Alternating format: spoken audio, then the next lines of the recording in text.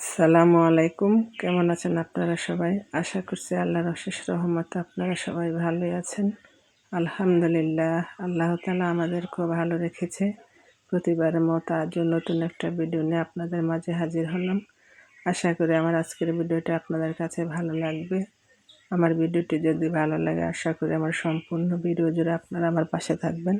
আমার আজকের ভিডিওটিও বাবার বাড়ি থেকে শুরু করলাম। আর বাবার বাড়ি আসলে কোনো কাজকর্ম ভিডিও কোনো কিছু করতে ভালো লাগে না। আর আমার আজকের ভিডিওটি হলো 2-3 দিনের একটু একটু ভিডিও ক্লিপ নিয়ে জোড়া তালে দিয়ে ভিডিওটি তৈরি করে নিলাম। আর এই তো সকালবেলা ঘুম থেকে উঠে আমি রুটি বানাচ্ছি, আর আমার বোন রুটি সেঁকতেছে, আর আমার ছেলের দিকে চুলার মধ্যে জাল দিতেছে আর বলতেছে, খাম্মি তুমি রান্না করতে পারো না, এভাবে জাল দিতে হয়। আর প্রত্যেকটা কাজই এরকম করে। আর ওর কথা শুনে সবাই অবাক। আমার মা আর আমার ছোট বোন কোনো কাজকর্ম করতে গেলে আমার ছেলে বলে, তোমরা কোনো কাজই পারো না, দেখো আমি এভাবে করি। আর ও সবসময় আমার বোনের পিছনে লেগে থাকে। সারাটা দিন ওই আমার বোনের পিছনে লেগে থাকে, খালি বলে, খাম্মি তুমি এটা পারো না, ওটা পারো না।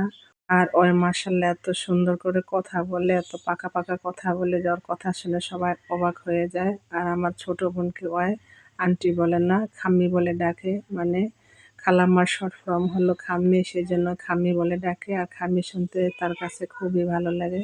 এরপর এই তো আমি পুরো উঠোনটাকে ঝাড়ু দিয়ে নিচ্ছি। আর শীতের মধ্যে হাত গুটিয়ে বসে থাকলে আরো শীত লাগে, কাজ করলে একটু শীতটা কমই লাগে।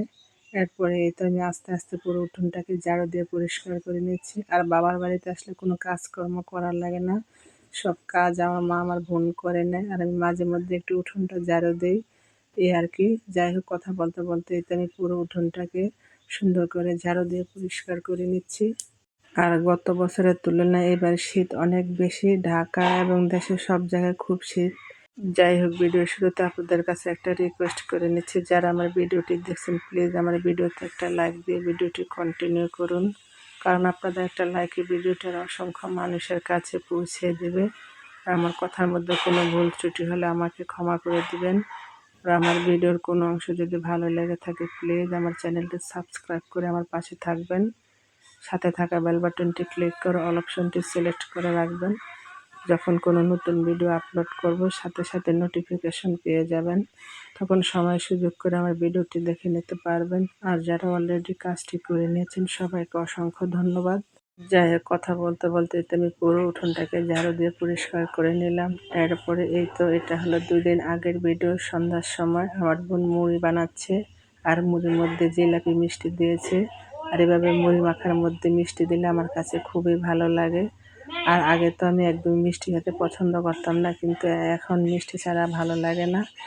ঝালের মধ্যে একটু মিষ্টি দিলে আমার কাছে খুবই ভালো লাগে, বিশেষ করে মুড়ি মাখার মধ্যে আমি মিষ্টি দিয়ে খাই এখন। এরপরে এই তো আমি আমার ছেলে মিলে আমার ছেলের জন্ম নিবন্ধন করার জন্য চেয়ারম্যানের কাছে গিয়েছিলাম। আর এই তো রাস্তার মধ্যে আমার ছেলে হাঁটাহাঁটি করতেছে। আর জন্ম নিবন্ধন করতে দিয়েছে প্রায় 1.5 মাস হয়ে গিয়েছে, কিন্তু এখনো করে দেয় নাই।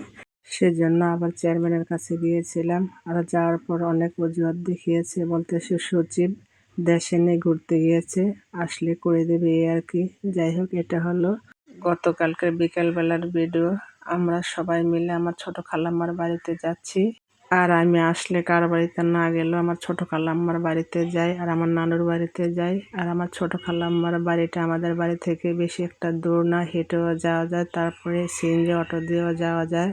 আর আমার ছোট খালাম্মার বাড়িতে গেলে আমার কাছে খুবই ভালো লাগে। তাদের বাড়ির চারিপাশটা এত সুন্দর লাগে।